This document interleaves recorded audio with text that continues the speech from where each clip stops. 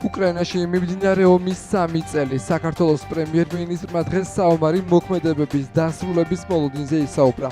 მთავრობის ხდომაზე კობახიძემ ქართული ოპოზიციის რადიკალური ნაწილის გეგმებზეც გაამახვილა. 3 წელი შესრულდა ზუსტად უკრაინაში ომის დაწყებიდან. ეს არის ნამდვილად ტრაგიკული თარიღი ჩვენი მეგობარი ქვეყნის უკრაინის ისტორიაში. ძალიან მძიმეა ომის შედეგები ჩვენი მეგობარი ქვეყნისთვის და ჩვენი მეგობარი ხალხისთვის. უამრავი ადამიანია დაღუპული ამ ომის შედეგად. 10 მილიონამდე ადამიანი უკრაინელი იქცა დევნილად ან ლტოლვილად. 20% უკრაინის ტერიტორიების არის დღეს ოკუპირებული რუსეთის ფედერაციის მიერ. ჩვენ რა თქმა უნდა პირველ რიგში ვუსურვებთ ჩვენს მეგობარ ქვეყანას, მეგობარ ხალხს მშვიდობას. პრინციპულად მნიშვნელოვანია წარმატებით დასრულდეს რაც შეიძლება სწრაფად ის პროცესი, რომელიც არის დაწყებული და რომელიც უკავშირდება უკრაინაში მშვიდობის დამყარებას. კიდევ ერთხელ მინდა გამოთქვა იმედი, რომ რაც შეიძლება მალე დამყარდება მშვიდობა ჩვენს მეგობარ ქვეყანაში. უკრაინაში. წინასწარი შეფასებით შეიძლება ითქვას, რომ ეკონომიკური ზრდა იქნება ორნიშნასთან საკმაოდ ახლოს დაველოდოთ დაზუსტებულ მონაცემებს.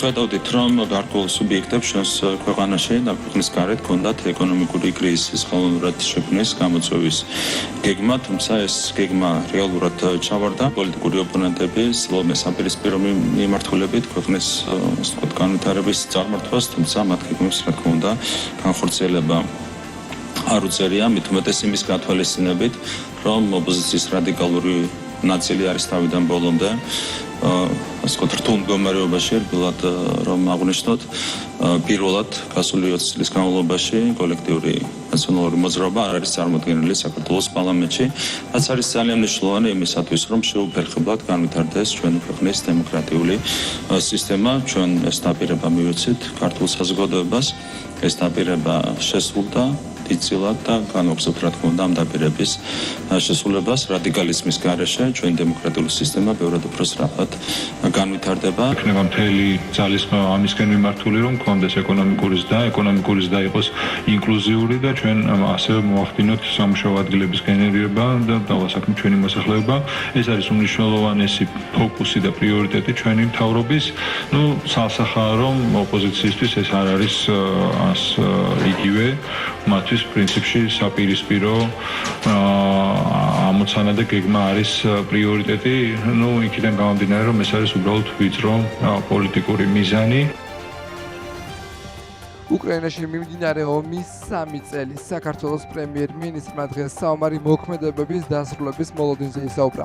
მთავრობის ხდომაზე კობახიძემ ქართული ოპოზიციის ნაწილის გეგმებზეც გაამახვილა ყურადღება.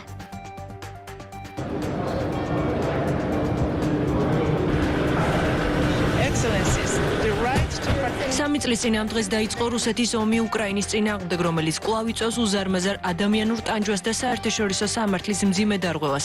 ეს ომი წარმოაჩენს ძალადობრივი კონფლიქტის გავლენას ადამიანის უფლებების დაცვაზე. მიმდინარე საკითხებზე საუბრის დაწყებამდე მინდა გავიხსენო კიდევ ერთი თარიღი, 25 თებერვალი, როდესაც 1921 წელს საქართველოს საბჭოთა კავშირმა დაიპყრო, რამაც 7 წლეულით შეაჩერა ჩვენი დემოკრატიული განვითარება. დამოუკიდებლობის აღდგენიდან 30 წელზე მეტი გავიდა, თუმცა ჩვენ გზას კვლავ ახლავს სუვერენიტეტისა და ტერიტორიული მთლიანობისთვის ბრძოლა.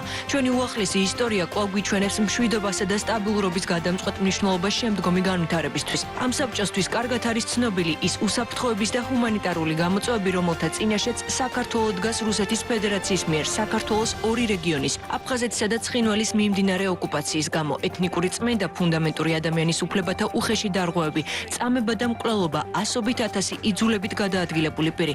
ესაა უკანონო ოკუპაციის განუყოფელი ნაწილი, რაც თავის მხრივ იწვევს საზოგადოების გაყოფასა და დაშორებას. ხალხს კი უმძიმეს ჰუმანიტარულ პირობებში ტოვებს. რუსეთი კვლავ უარს აცხადებს საერთაშორისო ვალდებულებების შესრულებას, მიუხედავად ადამიანის უფლებათა ევროპული სასამართლოსა და სისხლის სამართლის საერთაშორისო სასამართლოს გადაწყვეტილებებისა, რომლებიც ადასტურებენ მის პასუხისმგებლობას ოკუპაციასა და საქართველოს 2 რეგიონში ადამიანის უფლებათა მიმდინარე დარღვევებზე.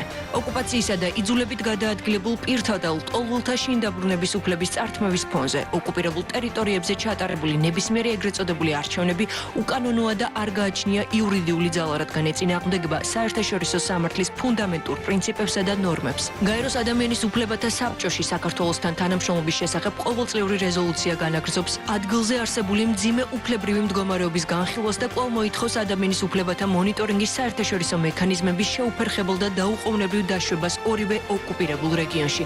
ზემო აღნიშნულიდან გამომდინარე, საქართველოს სექტემბერში კვლავ წარადგენს რეზოლუციას და ჩვენ ვიმედოვნებთ თქვენს მუდმივ მხარდაჭერას. საზოგადოებრივ საქმეებში მონაწილეობის უფლება დემოკრატიული მმართველობის არსებითი ელემენტია. 2024 წელი გლობალურად რეკორდული საარჩევნო წელი აღმოჩნდა, როდესაც 60-ზე მეტი ქვეყნის ამომრჩევლებმა მისცეს ხმა. გასული წლის 26 ოქტომბერს მრავალრიცხოვან საერთაშორისო და ადგილობრივ დამკვირვებლებს ჰქონდათ შესაძლებლობა ენახათ 2 მილიონი ქართველი მოქალაქის თავისუფალი პოლიტიკური არჩევანი. მიუხედავად ამისა, საქართველოში საპარლამენტო არჩევნების შესახებ სპეკულაციები კვლავ გრძელდება, თუმცა ამისთვის საფუძველი არ არსებობს. უნდა შეწყდეს ქვეყნის ხელოვნური კრიზისისა და დესტაბილიზაციისკენ მიმართული მანიპულაციები და პატივი უნდა ვცეთ ხალხის დემოკრატიულ არჩევანს. ჟენევაში გაეროს ადამიანის უფლებათა საბჭოს 58 სესია გაიხსნა. შეკრებილებს სიტყვით მიმართა საქართველოს საგარეო საქმეთა მინისტრმა. აქცენტი გაყიდდა ოკუპაციაზე. ქართველ დიპლომატს დაგეგმილი აქვს ორმხრივი შეხვედრებიც. სამწუხაროდ სასამართლოს ტექნიკური აღჭურვილობა არ არის სათანადო და კარგად არის მოდა ამ ჩანაწერის შინაარსი და ჩემადოკას მოუწია სიტყვასიტყვით ამ ჩანაწერის სტენოგრამის ამოკითხვა. ცალსახად ცხადყოფს, რომ საუბარი არის მხოლოდ და მხოლოდ ჩემს მიერ ქართულ ბანკში სესხის მოპოვების სურვილზე. რაზეც ჩანაწერის ბოლოს ივანიშვილი თანხდება და მეუბნება, რომ გამევლო ეს თემა დეტალურად ქართულ ბანკის დირექტორთან და შემეთავაზებინა რამე დამატებითი ინტერესი. ექსპერტი არ არის დარწმუნებული იმაში, რომ რაიმე ზემოქმედების კვალი ამ აუდიო ჩანაწერზე არ მოიპოვება. ანუ არ არის ასე ვთქვათ გადამჭრელი ამის ექსპერტის განმარტებები, სწორედ ამაზე გადავმახვილებ ჩვენ ყურადღება. პირიქით უთითებს საპირისპიროც კი დასტურდება, რომ ზოგი რამოდენიმე მონაკვეთში აშკარად ზემოქმედების კვალი ჩანს. ასევე ექსპერტმა პირდაპირ მიუთითა, რომ შეუძლებელია იმის დადასტურება, თუ როდის არის ეს აუდიო ჩანაწერი განხორციელებული. ზოგიერთ შემთხვევაში შეუძლებელია ზუსტად იმის დადგენა, რამდენი რესპონდენტია ამ აუდიო ჩანაწერში. განსხვავებით გერმანული დასკვნისგან, ქართული ეგრეთ წოდებული დასკვნა, რომელიც გულისხმობს ეროვნული სამხაროების სახელობის ექსპერტიზის ეროვნული ბიუროს დასკვნას, კატეგორიულია და პირდაპირ მიუთითებს, რომ უამრავ ადგილას მონტაჟის კვალი ფიქსირდება. რას ადასტურებს ეს აუდიო ჩანაწერი იმ ფორმით, რა ფორმითაც წარმოდგენილი აქვს ბატონ ბაჩიაშვილს. ეს ადასტურებს რამოდენიმე მნიშვნელოვან გარემოებას, იმას, რომ ბაჩიაშვილს კრედიტი არ აქვს დამტკიცებული, არავინ არ აპირებს ამ კრედიტის მიცემას, იმას, რომ ბიძინა ივანიშვილი არ უდასტურებს მას და არ აძლევს არანაირ თანხმობას თუ დაპირებას კრედიტის გაცემასთან დაკავშირებით. პირველი დაარსებითი ტყუილი ბატონი ბაჩიაშვილის მხრიდან ბიძინა ივანიშვილთან მიმართებაში სწორედ ის არის, რომ აი ამგვარი კრედიტის გაცემაზე საერთოდ მიმართავს მას. მაშინ როცა იგი არის ფინანსისტი და ძალიან კარგად იცის და ეს დასტურდება მისი საჯარო განმსხვავებითაც, რომ ამგვარი ასე ვთქვათ ბიზნეს იდეის დაფინანსებას არც ერთი საფინანსო ინსტიტუტი მაგას არ მოუხდენდა, ასე ვთქვათ. ეს არის პირველი და არსებითი ტყუილი. პირველ კითხვაზე აუზდა საჭიროებს კომუნიკაციის შინაარსის ანალიზის დამატებით შესწავლას, რათა აუდიო ჩანაწერის შესაძლო რედაქტირება საბოლოოდ გამოიცხოს. ეს არის დაცვის ხარის მიერ მოტანილი ექსპერტიზიდან ციტირება, რაც ნიშნავს, რომ ეს არის სავარაუდო. უფრო მეტიც კიდევ ერთხელ გამმეორდები იმისათვის, რომ უფრო ნათელი იყოს სამხაროების მიერ გაცნობილი ექსპერტიზაში ძალიან ბევრ ადგილას არის მითითებული ფონზე, რაც თავის მხრივ სხვა გარემოებებთან ერთად უთითებს მონტაჟის კვალზე. ამ ექსპერტიზამაც დაცვის ხარის მიერ წარმოდგენილმა ექსპერტიზამაც მიუთითა ცალსახად, რომ არსებობს გავსი. მაგალითად, მე-15 გვერდზე ვინაიდან განსახილველი აუდიო ფაილი არის სავარაუდო სატელეფონო საუბარი, ზოგიერთი აუდიო განყოფილებას ფონის ხმაური და ხმის გადაფარვა ართულებს მის გაკეთებას. აქედან გამომდინარე, რომ შევაჯამოთ, მოცემულობა არის ძალიან მარტივი. დაცვის ხარის მიერ წარმოდგენილი ექსპერტიზა თვითონვე საუბრობს მის ყველა ნაწილში, რომ ეს არის სავარაუდო და ბევრი გარემოება საჭიროებს დამატებით შესწავლას. დაცვა ცხადებს, რომ ორ პირშელის იყო საუბარი. ამის დასტურად მოიტანა ექსპერტიზა, სადაც საუბარი არის, რომ მესამე პირიც იდენტიფიცირდება. ანუ თავის მიერ მოტანილი მტკიცებულება აბათილებს საკუთარ პოზიციას. სამხარაულის ექსპერტიზის ბიუროს შემდეგ გერმანული ექსპერტის დასკვნამას დაადასტურა, რომ გიორგი ბაჩიაშვილის მიერ წარდგენილი აუდიო ჩანაწერი მონტაჟია. საქართველოს სასამართლოში დიდი ოდენობით კრიპტოვალუტის მითვისების საქმეზე აუდიო და წერილობითი მტკიცებულებები გამოიკვლიეს.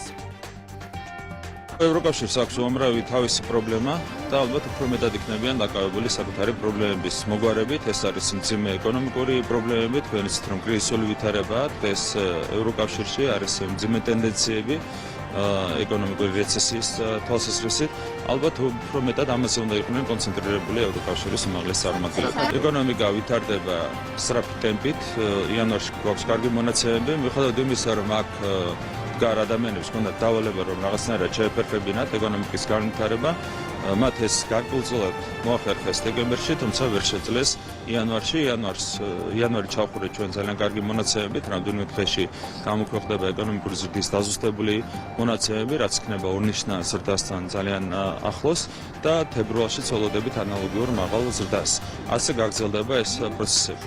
კიდევ ერთხელ გამიმერებ, რაც შეეხება ევროკავშირს, ევროკავშირის პოლიტიკოსები და ბიუროკრატები უნდა იყვნენ კონცენტრირებული საკუთარი პრობლემების მოგვარებაზე. ხედავთ, როგორ უსუსური აღმოჩნდა ის მთავრობები, რომლებიც აქამდე აქეზებდნენ უკრაინას, ეთხოვდნენ რომ ბოლომდე თქვენთან ერთად ვართო, აი როგორ ბოლომდეც არიან ხო გამოჩნდა ახლა. ამიტომ მე ერთ რამეს ვისურვებდი, რომ ნაცვლად საქართველოს და ქართული ხალხის წინააღმდეგ სრულ ნარატივების გავრცელებისა და ამაზე მსჯელობისა და დემოკრატიის და ხალხის ნების უარყოფისა დაკავდნენ იმ საკითხით, რომელიც სინამდვილეში ზუსტად რომ მათი საფიქრალი არის და უკრაინელი ხალხის წინაშე ევროკავშირის ყველა დედაქალაქი არის ვალში.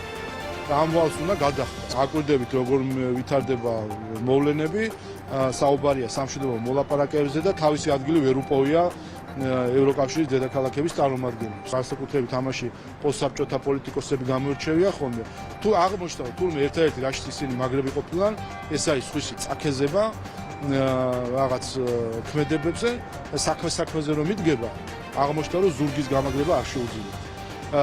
და შეგახსენებთ, რომ იგივე ხალხი ჩვენს გვაქეზებდა, რომ ესკალაციაზე წასულიყავით რუსეთთან. შეგახსენებთ, ეს რო ხდებოდა როგორც ჯერ დახურულ მიღმა და მოწოდებები და შემდეგ ეს ყველაფერი ევროპარლამენტის რეზოლუციაშიც აისახა. არავის ტკბილი სიტყვა, არავის თხოვნა მუდარა არ არის ეროვნულ ინტერესებზე მაღლა, იმიტომ რომ საქმეზე რომ მიდგება და ვიღაცის ანგარიშის გაწევისთვის რომ რაღაცას გააკეთებ, აი საქმეზე რომ მიდგება და გაგიჭირდება, აღმოჩნდება, რომ სოციალურ ქსელში დაწერილი პოსტის გარდა სხვა არაფერი არ აქვს და სესხებისა, როგორც აღმოჩნდა, რომ ყველაფერი სესხია. ყველაფერი რაც იყო დახმარება და ტაშისკვრა და წითელი ხალიჩები, ყველაფერი ევროკავშირის მხრიდან მათ შორის ეს ყველაფერი ან დიდი ნაწილი ამ ყველაფრის იყო სესხი, რომელიც ახლა ომგაბოვლილ ხალხს მოუწევს რომ გადაიხადოს და რიგ შემთხვევაში პროცედურა გადაიხადოს. ირაკლი კობახიძის განცხადებით, უმჯობესია ევროკავშირის უმაღლესი თანამდებობის პირები იყვნენ კონცენტრირებული საკუთარი პრობლემების მოგვარებაზე, როგორც მთავრობის მეთაურმა აღნიშნა, ევროკავშირს აქვს უამრავი პრობლემა, მათ შორის მძიმე ეკონომიკური რეცესია.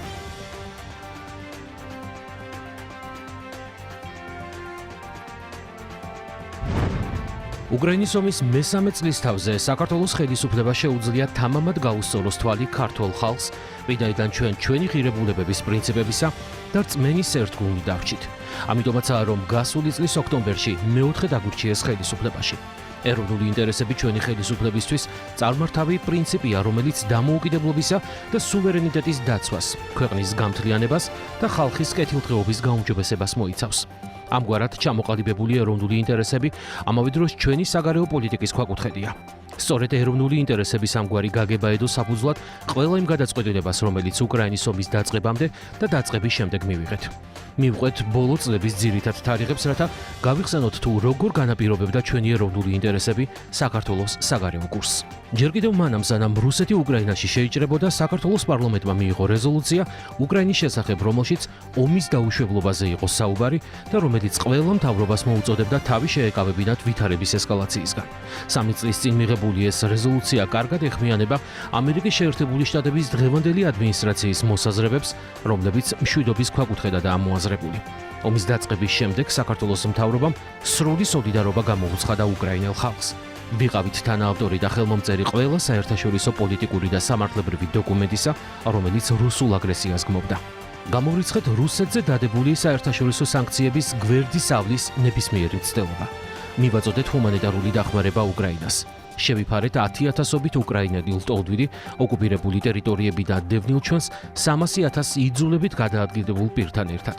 თუმცა ღია დაფარული წნეხის მიუხედავად ჩვენ არ დაგვიწესებია ორმხრივი სანქციები რუსეთისთვის და არც სახმელეთო და საჰაერო მიმოსვლა შეგვიზღუდავს, ვინაიდან ნათელი იყო რომ ამგვარი ესკალაცია რუსეთისთვის საგრძნობის საერთოდ არ იქნებოდა, საქართველოსთვის კი უსაფრთხოებისა და ეკონომიკური ხასიათის საერთაშორისო გარანტიების არარსებობის პირობებში ეკონომიკურ კოლაფსსა და ახალ ომს გამოიწვევდა. უკრაინის მიმართ ჩვენი იქმედითი სოლიდარობის მიუხედავად ზელენსკის ადმინისტრაციის მხრიდან საპასუხო ნაბიჯები გაუგებარი აღმოჩნდა. ომის დაწყებიდან ერთი კვირის შემდეგ უკრაინის მთავრობამ საქართველოდან ელჩი გაიწვია. თავად ზელენსკიმ კი საქართველოს პარლამენტის წინ შეკრებილ საპროტესტო შეკრებას მიმართა სიტყვებით, რომ ქართული ხალხი უკეთესი იყო ვიდრე საქართველოს ხელისუფლება, რითაც ცხადად წააქეზა საქართველოს ხელისუფლების საწინააღმდეგო პროტესტი. უკრაინელმა ოფიციალურმა პირებმა, მათ შორის პრეზიდენტის უსაფრთხოების მრჩეველმა, ღიად მოგვიწოდეს ძალით დაგვებრუნებინა აფხაზეთი და ცხინვალის რეგიონი. კარგად გვახსოვს უკრაინის ხელისუფლებასთან უნისონში მოქმედი რადიკალური ოპოზიცია და მასთან დაკავშირებული არასამთავრობო ორგანიზაციების განცხადებები, რომ ბომბები ერჩივნათ იმ სირცხვილს, რომელიც საქართველოს ხელისუფლების პოლიტიკამ გამოიწვია. დასავლეთის ზოგიერთი დედაქალაქის რეაქციაც არ იყო ამაზე უკეთესი. იმ ფონზე, რომ 10 წელზე მეტი ხნის განმავლობაში ისინი თავად მოგვიწოდებდნენ სტრატეგიული მოთმინებისაგან, მათ ახლა მოულოდნელად ჩვენი მთავრობისგან რუსეთის მიმართ აგრესიული პოზიციის დაკავება მოითხოვეს.